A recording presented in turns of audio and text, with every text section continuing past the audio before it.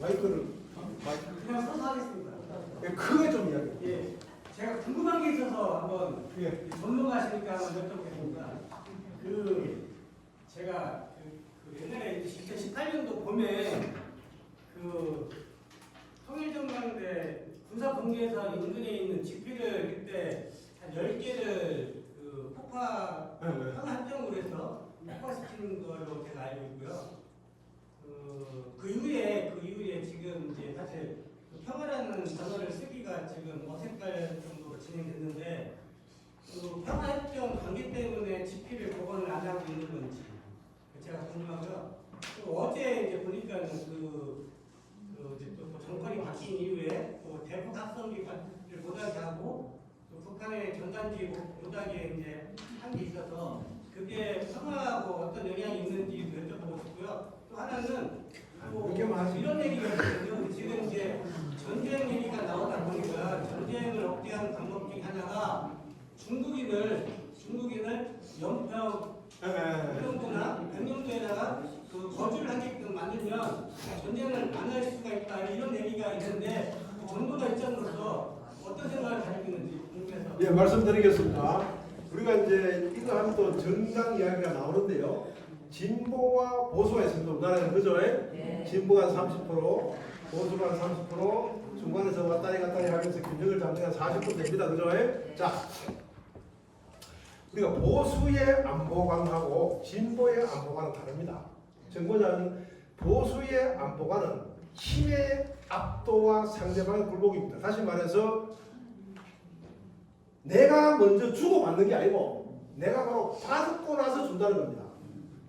보수의 안보관은 즉 뭐 상대가 나한테 먼저 줘야 내가 준다는 겁니다. 우리가 통상적으로 이제 뭐 북한하고 남한과 이거는 북한하고 한국하고 대치하는 거 아닙니까? 북한 남한입니다. 자, 북한이 호전적인 성격을 버려야 우리도 경제 지원을 하겠다. 북한이 핵무기를 폐기해야 우리도 경제 지원을 하겠다. 이 보수당 정권은 항상 네가 먼저 버려야 내가 한다는 것입니다. 두 번째 특징은 뭐냐 하면은 강력한 군사력으로 상대를 압박함으로써 평화를 유지한다는 개념을 갖고 있어요. 보수는. 알겠습니까? 자, 진보의 안보관은 뭐죠? 달라요. 또 이거하고. 진보의 안보관은 뭐냐 하면은 내가 먼저 줌으로써 상대를 변화시키겠다. 그런 개념을 갖고 있어요. 그리고 뭡니까? 계속해서 힘을 강화시키기보다는 어느 정도 힘을 강화시키고 난 다음에 관계 개선을 통해서 평화를 확보하겠다는 게 진보의 안보관입니다. 그래서 보수와 진보의 안보관은 틀립니다. 이게 바로 대답이 됐을 겁니다. 두 번째, 우리가 통상적으로 인계철선 하잖아요. 그죠? 인계철선인데 주한미군이 우리나라에 있음으로써 남북한 간의 전쟁이 발생하면 주한미군을 보호하기 위해서 미국이 더 많이 더 빨리 투입이 된다. 이런 개념을 갖고 있어요. 갖고 있는데 저쪽에 연평도가 어딘가 카지노를 만들어 갖고 중국인들을 이주시키면은 북한이 쳐들어오면 거기를 거쳐와야 되기 때문에 중국인들이 많이 있기 때문에 전쟁을 방어할 수 있지 않겠느냐. 이거는 한마디로 이야기해서 사실상 장난치는 겁니다. 이건 안보 정책에 포함이 될 수가 없는 거예요. 안보 정책이라는 것은 그 군사력의 증강, 외교 이 두 가지로 보수와 진보의 안보관이 편성이 되어 있잖아요. 그죠? 마찬가지로 북한의 전쟁을 막는 것도 보수든 진보든 다 좋아요. 어느 것이 좋다 나쁘다 할 수는 없어요.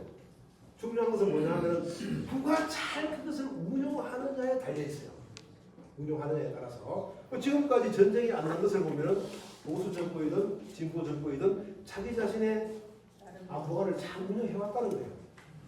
근데 중국인을 어디에 나가지고 인계철선을 만들어갖고 북한의 이 침략을 저지한다. 이거는 안보 전문가, 국방정책 전문가라면 낼 수 없는 하나의 시나리오다. 이렇게 말씀드리겠습니다. 그러면요, 오물풍선이 먼저 왔어요? 저희가 먼저 갔어요? 그게 제일 궁금해요. 예. 북한에서 이제 그 bomb 먼저 왔느냐, 우리 남한에서 이게 삐라가 먼저 갔느냐. 아 이거 말하면 안 되는데 이거는요. 알려주세요. 이게 이런 걸 말하면은 이게 또 이게 진보와 보수가 나뉘게 된다. 그다음에 말하지 마요.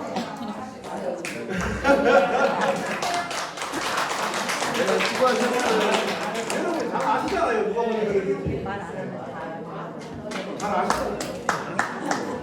그거는 참 그 이야기하기 곤란해가지고, 왜냐면 제가 이렇게 하면 저쪽 편이고 저렇게 하면 저쪽 편이잖아요. 그죠? 그래서 그 안보라든가 군사학을 강연하거나 그런 이 정치적 편향성이 개재된 발언을 할 수도 있습니다. 네. 사실 알더라도. 곤란해요. 곤란해요. 곤란해.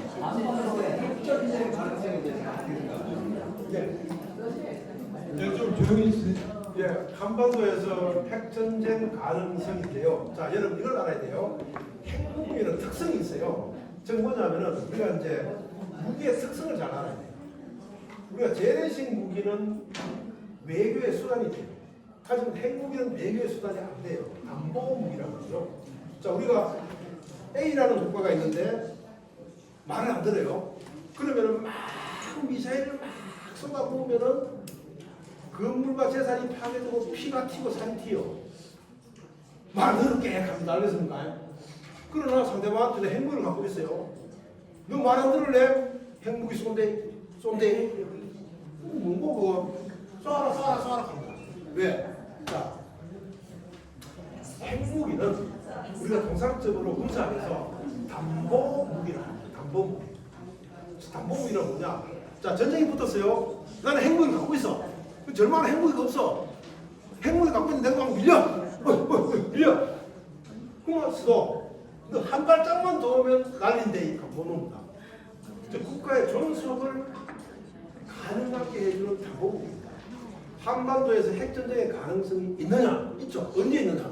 자, 북한이 핵무기를 사용해서 우리 남한을 공격할 가능성은 희박합니다. 왜냐하면 전쟁 자체는 뭡니까?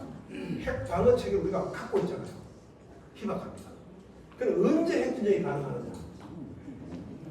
누가 붙었든 재래식 전쟁이 터진다면 핵전쟁으로 갈 가능성이 있는데요. 재래식 전쟁이 터지지 않았죠? 터지면은 막 싸우다 보면은 북한이 밀려요. 100% 밀려요. 군사력으로 봤을 때. 밀릴 때 북한이 적군이 붕괴되기 전에 쏘! 더 오면 쏜다. 그때 더 가면 핵전쟁이 발생할 수가 있어요. 즉 뭐냐면 핵무기는 외교적 수단이 될 수도 없고 공격용 무기가 될 수도 없지만은 국가의 존속을 유지시켜줄 수 있는 담보 무기는 될 수가 있다.